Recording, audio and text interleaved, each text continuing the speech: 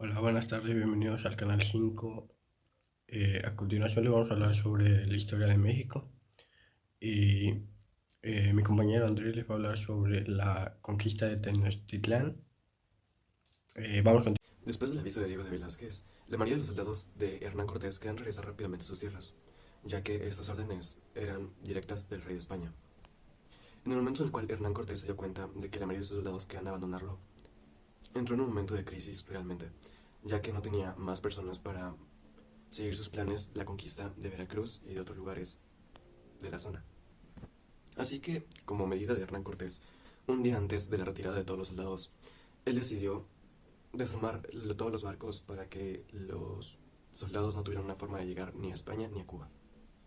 En este momento todos los soldados empezaron a reprocharle directamente a Hernán Cortés, ya que los barcos eran una herramienta primordial para regresar y tenían que hacerle caso a las instrucciones del rey de España, a las instrucciones de Diego de Velázquez, ya que si no esto podría traer varias consecuencias. En consecuencia, Hernán Cortés empezó a hablarles a todos los soldados y les prometió un puesto bastante importante después de conquistar Veracruz. Un puesto dentro del gobierno que ni en España ni en Cuba podrían tener nunca. Les prometió nuevas tierras y les dijo que ese lugar iba a ser la nueva Villa Rica de Veracruz. Después de asignarles puestos a todos los soldados que lo estaban acompañando, mandó cartas hacia el rey de España avisando de que todo estaba saliendo de conforme a su plan y pidiendo permiso para quedarse más tiempo, ya que su plan sí estaba funcionando. Después de esto, Hernán Cortés junto a algunos soldados suyos viajaron hacia Zempoala. Fue ahí donde conocieron al cacique gordo, el cual con su labia logró engañar diciendo de que Hernán Cortés junto a sus soldados eran enviados por los dioses para acabar con los aztecas, ya que los aztecas era un grupo bastante importante de México, el cual reunió varias cosas de otros pueblos más chicos y de otros pueblos menos poderosos para brindarles protección o directamente para no destruirlos. Así que cuando Hernán Cortés les dijo al cacique gordo todo eso de que era parte de los dioses que estaban enviados justamente para acabar con los aztecas, el cacique gordo dio una ubicación de donde estaban. Después de esto, después de esto, la Malinche se incluyó en el plan. La Malinche es una chica bastante inteligente, la cual es una indígena que hablaba las dos lenguas y era la traductora personal de Hernán Cortés.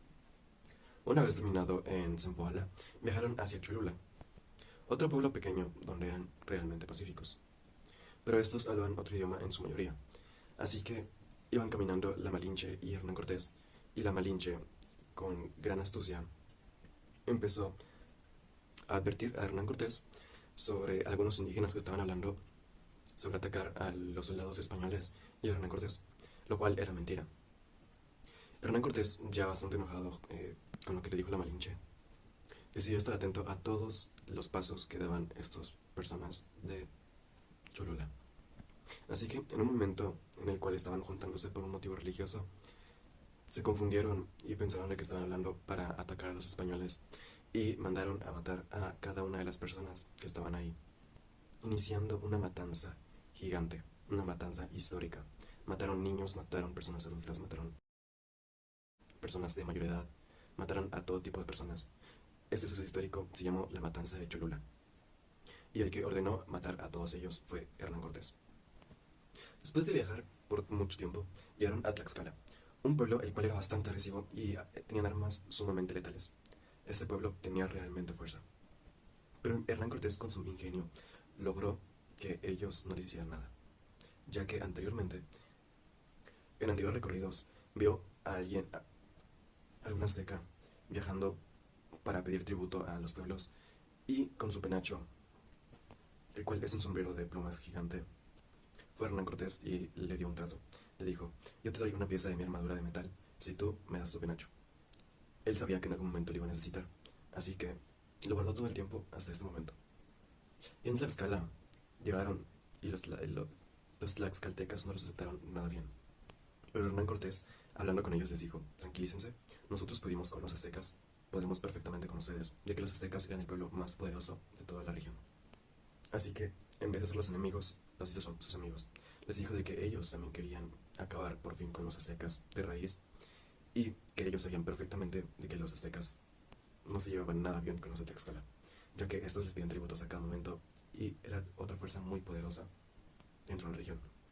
Así que con mucha más labia los convenció de ser sus aliados para en algún momento en el cual necesiten entrar en pelea, ellos les ayudan. Pero en un momento, un líder de los tlaxcaltecas no confió tanto en Hernán Cortés y lo cuestionó sobre todo. En ese momento el pueblo estaba entre dos decisiones. Una, hacerle caso a su líder, el líder de los tlaxcaltecas, o hacerle caso a Hernán Cortés. En ese momento se vio una traición bastante grande, ya que el pueblo prefirió hacerle caso a Hernán Cortés, así traicionando a su líder. Después de esto, ya con aliados, Hernán Cortés fue hacia Tenochtitlán, el pueblo más grande y más poderoso de todos. Tenochtitlán es donde vivían los aztecas y donde estaba el rey Moctezuma. Llegando a las puertas de Tenochtitlán, Moctezuma salió con todo su ejército, así topándose ejército con ejército y líder con líder. Moctezuma tranquilizó a su ejército, se acercó lentamente a Hernán Cortés, lo abrazó y le dio un collar de oro. Seguido de eso, los invitó a pasar a su reino, y ahí es donde pasa todo. Hernán Cortés decide encerrar a Moctezuma en su templo, y poco a poco todo el pueblo se fue dando cuenta de que Moctezuma no estaba encargándose de su trabajo, ya que Moctezuma anteriormente era un rey bastante considerado con todos y siempre estaba dentro del pueblo preguntando cuál era el problema principal.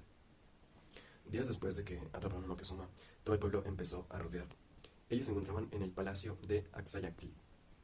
En ese momento, Hernán Cortés entra en crisis de nuevo y decide sacar en una terraza a Moctezuma, ya golpeado claramente, a decir que todo estaba bien. En ese momento, todo el pueblo se enoja ferozmente con el rey, el supuesto rey. Y de tanto enojo, de tantas cosas que le estaban aventando, terminó muerto por manos del pueblo. De esta forma, los españoles quedaron encerrados en el palacio y el rey estaba muerto. En ese momento, el pueblo elige a Cuitláhuac, el hermano de Moctezuma, como el nuevo rey. Pero aproximadamente por el mismo espacio temporal, está pasando algo en Veracruz, por lo cual Hernán Cortés decide dejar a Pedro de Alvarado a cargo de lo que estaba pasando en Tenochtitlán y le dice claramente: no hagas nada, no muevas ni un solo brazo, no hagas nada.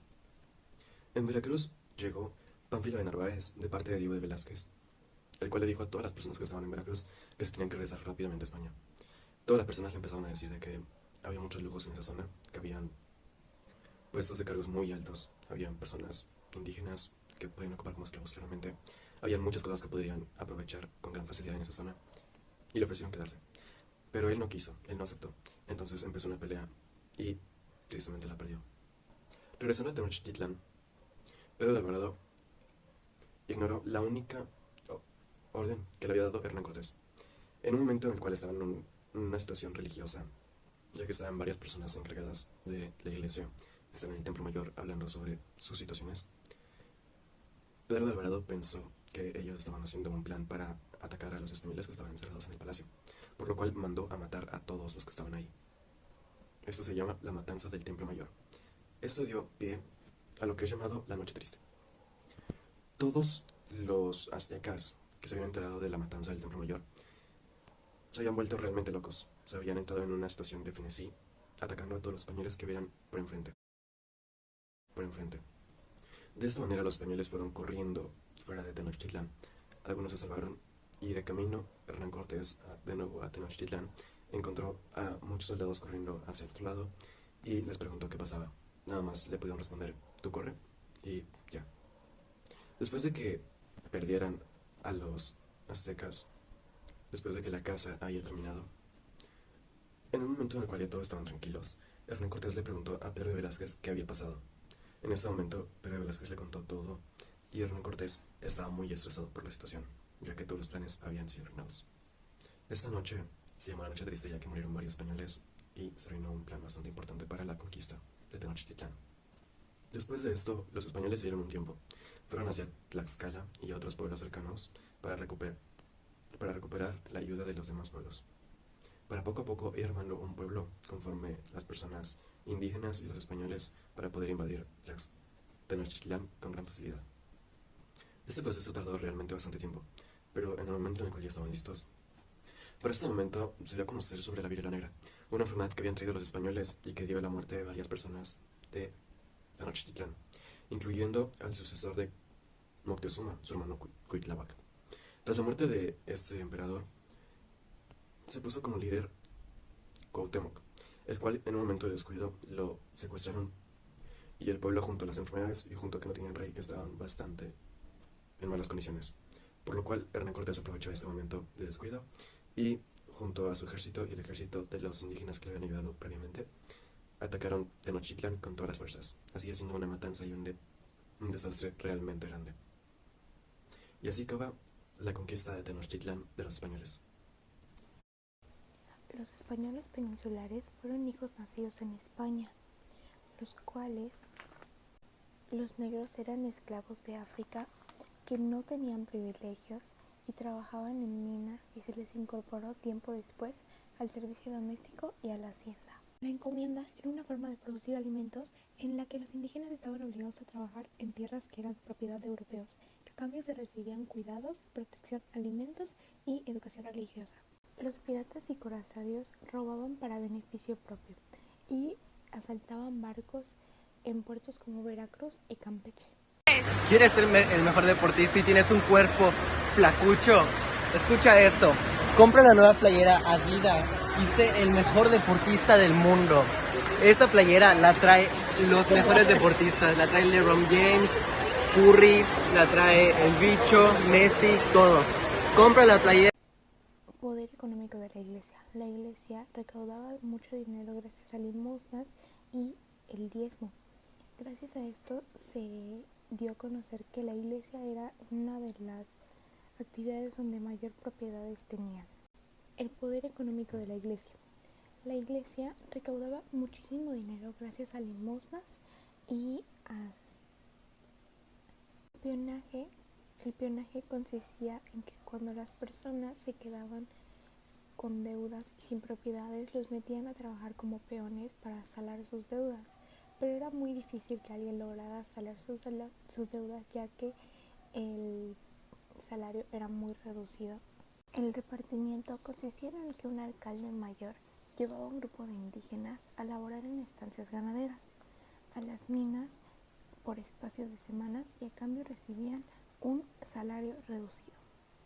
En estas se extraían metales que eran como el oro o la plata. De esta, gracias a la minería, se pudieron hacer varios utensilios de uso cotidiano. Entre la organización económica entraba la minería, que era la principal. Las castas, por su parte, eran el grupo más discriminado. Los indígenas, por su parte, eran explotados y no tenían privilegios. Los mestizos fueron hijos de españoles.